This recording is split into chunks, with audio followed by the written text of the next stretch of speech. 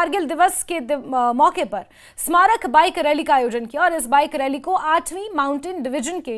GOC Kargil ने हरी झंडी दिखाकर रवाना किया। ये बाइक रैली कुमथांग से रंधावा टॉप तक गई और इस बाइक रैली के जरिए 1999 में ऑपरेशन विजय के दौरान अपने प्राणों की आहुति देने वाले बहादुर सैनिकों के अदम्य साहस और सर्वोच्च बलिदान को श्रद्धांजलि दी गई। इस रैली में 50 लोगों ने हिस्सा लिया।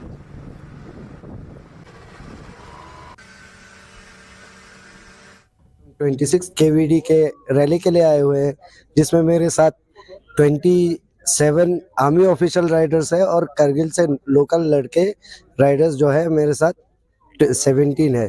तो आर्मी का हम शुक्रगुजार है कि सारे बच्चों को ये अपॉर्चुनिटीज़ दे रहे हैं, न्यूली यूथ को अपॉर्चुनिटीज़ दे रहे हैं आर्मी के साथ बॉन्डिंग बनाने का, हर चीज़ को समझने का, एक दूसरे के साथ मेल मिलाप बढ़ाने का।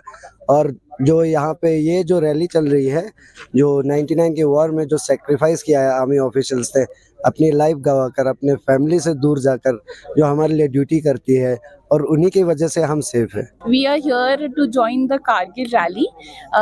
and we are going to the Randhawa top, that is 13,620, and most likely this is to